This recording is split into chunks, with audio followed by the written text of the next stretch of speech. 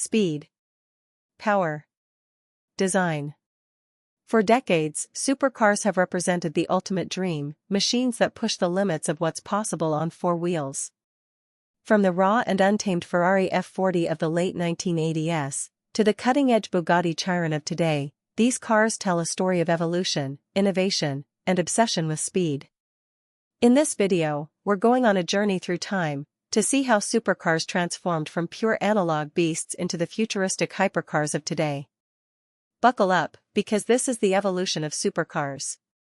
Our journey begins in 1987, with one of the most legendary supercars ever built, the Ferrari F40. Created to celebrate Ferrari's 40th anniversary, this was the last car personally approved by Enzo Ferrari himself. And fittingly, it wasn't just a car, it was a statement. The F40 was raw, mechanical, and completely uncompromising. Under the hood sat a 2.9-liter twin-turbocharged V8 producing 478 horsepower. That may not sound like much by today's standards, but back then, it was enough to make it the very first road car to smash the 200 miles per hour barrier. But what really made the F40 iconic wasn't just its speed. It was the way it delivered it. No traction control. No stability systems. No luxury features. Just carbon fiber panels, a massive rear wing, and a chassis designed to test the driver's courage. It was light, agile, and brutally unforgiving, a true race car for the road. In many ways, the F40 symbolized the last era of pure analog supercars, machines that demanded respect, punished mistakes, and rewarded skill. For enthusiasts, it remains one of the purest driving experiences ever built, and a reminder that sometimes, less technology means more emotion.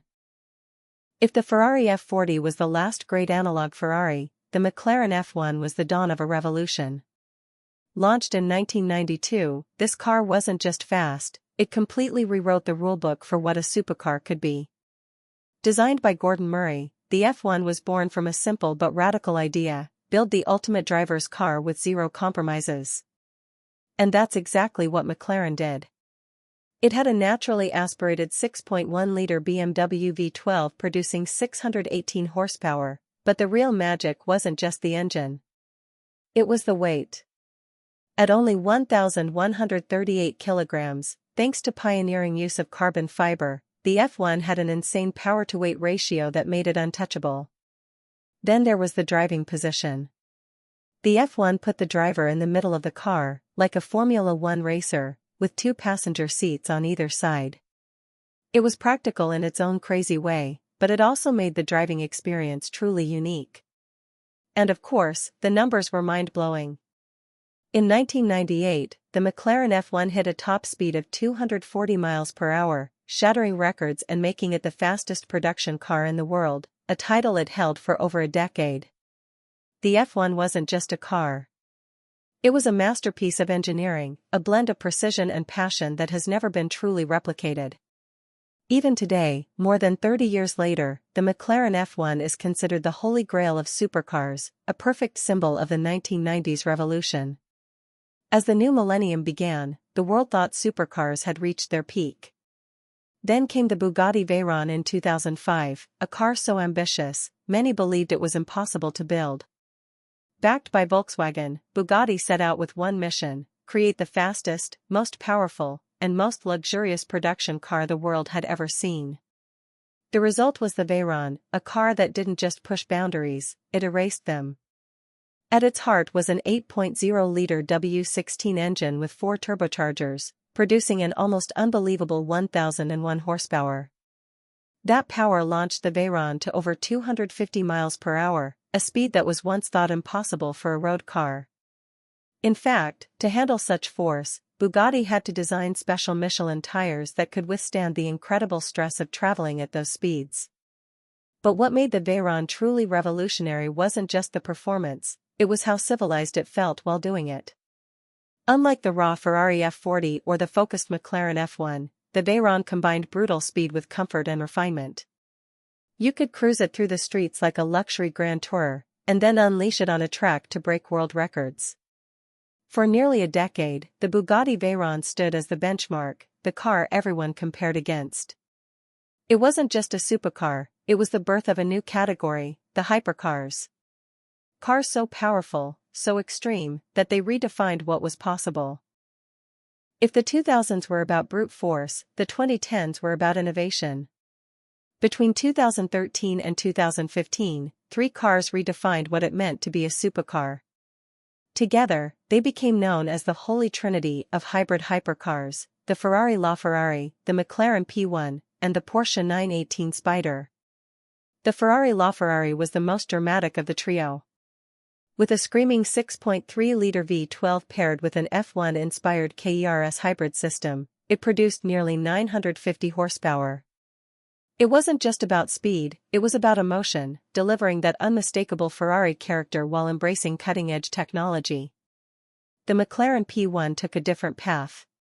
Combining a twin-turbo V8 with electric motors, it delivered 903 horsepower and razor-sharp handling. McLaren designed it for the track, with active aerodynamics and instant torque from its hybrid system. The P1 wasn't just fast in a straight line, it was engineered to dominate corners and push drivers to their limits.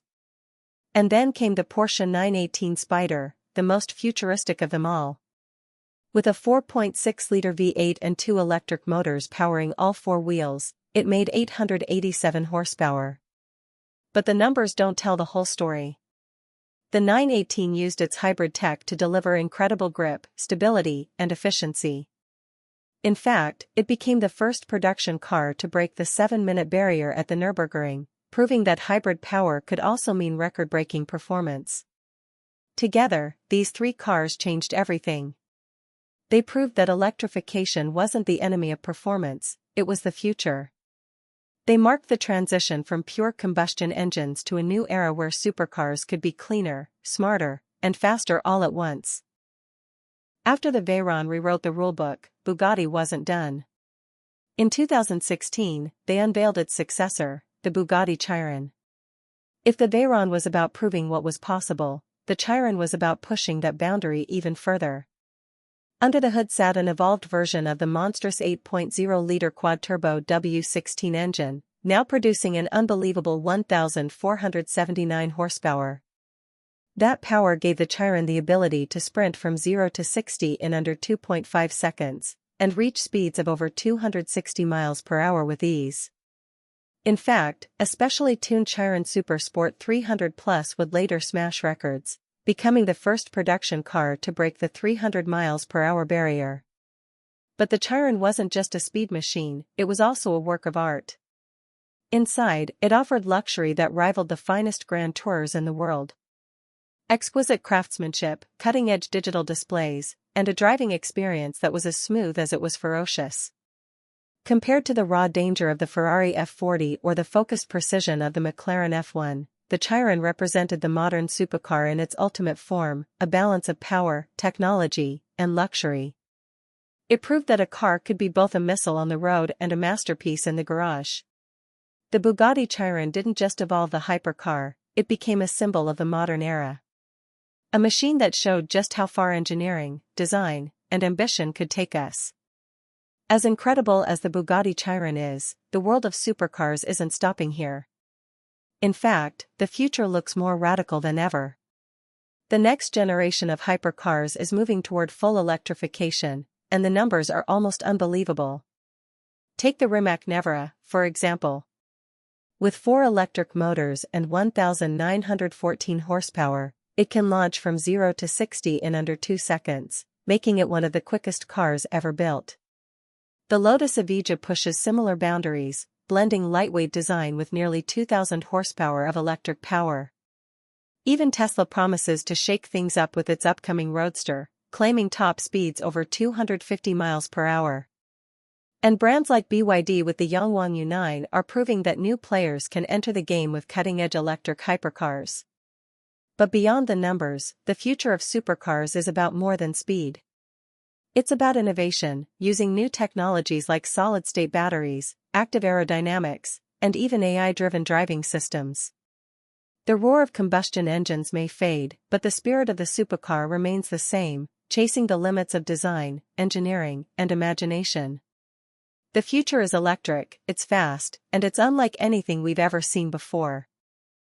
From the raw, uncompromising Ferrari F40, to the revolutionary McLaren F1, the record-shattering Bugatti Veyron, the hybrid Holy Trinity, and finally, the engineering masterpiece of the Bugatti Chiron, the journey of supercars has been nothing short of extraordinary.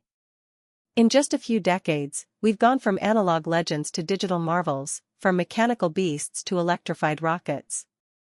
And while the technology may change, the dream remains the same: to build the ultimate driving machine, to push beyond what seems possible, and to capture the imagination of car lovers everywhere. So what do you think? Are the future's electric hypercars like the Rimac Nevera the next true icons, or will classics like the Ferrari F40 forever hold the crown? Let me know your thoughts in the comments. Thanks for watching. If you enjoyed this deep dive into the evolution of supercars, make sure to hit that like button, share this video with fellow car enthusiasts, and subscribe for more stories from the world of cars. Until next time, stay fast, stay passionate, and keep chasing the drive.